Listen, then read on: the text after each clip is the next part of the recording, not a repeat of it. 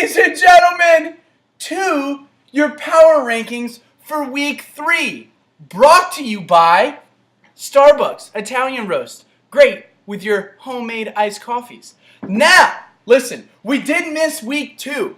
Apologies from the commish. He had a scheduled trip, took a car ride all the way to Tennessee, did some scouting for some music, and then he came on back home. The commish has had an ugly season so far, but he is present, he is here, he is ready to do the power rankings. Now, highlights from a quarter of the season. Now, quarter of the season in, wait, we have the bounce back team, Mr. Rolling with My Homies. Woo! Yes, perfect. Good job, good job. Another highlight from a quarter of the season. No one team has dominated so far. There are 8 teams at 2-1. Great job with no dominant team. All right, and then the last highlight from this season.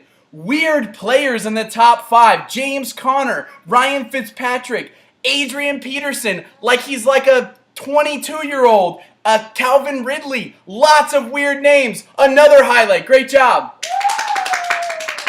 Awesome. Now on to the key components for week 3 power rankings. Again, we're a quarter of the way through. And again, your power rankings are not based on anything of value except what the commish believes is value. That's it. He's just going to take some points. He's going to mix them all together in a pot. He's going to say, that team looks good, this team sucks.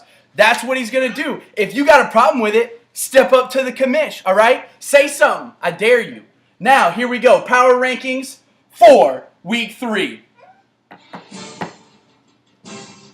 The music is beautiful. I love to hear it. Number 1 in the power rankings for week 3. I think this is the first time he's ever reached the power rankings number 1. Febreze Air Freshener. 324 points through 3 weeks. His savior this year has been Carlos Hyde. Great job for Febreze Air Freshener. Number 2, So Good It Hurts. 329 points leading all teams. He is actually 1-2 with a dangerous 1-2, but he's got potential. Number 2, and you know who his savior is? Without any running backs on his team, I thought he had 0 running backs on his team, except he got the reincarnation of Adrian Peterson in 2008. It's unbelievable. Number 3, Thielen. 313 points. She has put up a beautiful year so far. Her savior, a guy by the name of Christian McCaffrey.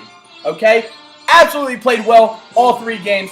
Rolling with My Homies coming in at number 4. What an impressive way to kind of pop back after a disappointing, ugly, crappy week 1 performance. 270 points. That's mainly because of a bad week 1. His savior this year, Mr. James Conner. What a year. I wanted to put Mahomes there, but it's not his savior. James Conner is truly his savior. Without James Conner, it would be a disappointing year. Now, number 5, Instant Kamara. 302 points. You know what his savior is, Mr. Alvin Kamara. That guy, I cannot believe he's doing it again. That guy's unbelievable. Number 6, Newton's Laws of Motion. 312. Where is his savior?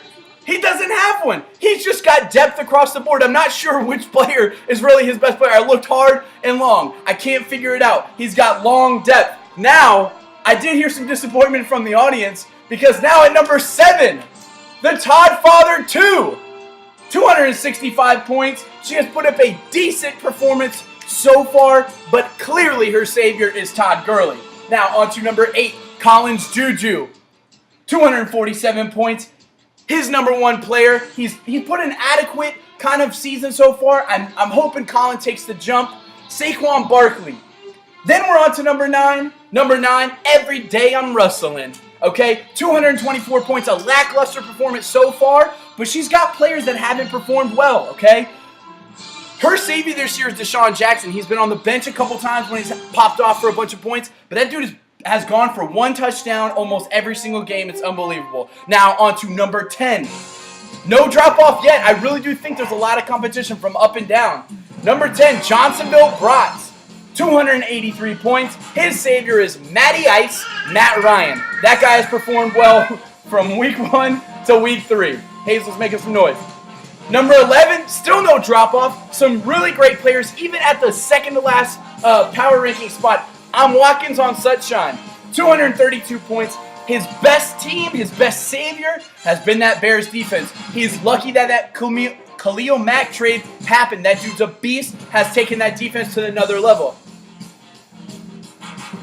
We're stopping the music now because we need a moment of silence for the most disappointing, unfocused, lackluster year so far. The only person still in the 100-point range, and that would be Little Red Fournette. That was my moment of silence for that team. This team is garbage. I don't know who's running this team. It definitely doesn't look like me, okay? But we've had a lot of disappointing parts this year. 187 points. Clearly his only good player, the only one that could be his savior, is Melvin Gordon. But he hasn't picked up his team enough. He needs an outrageous game. I'm hoping Leonard Fournette pops off again as well. Now, this is where it comes crucial.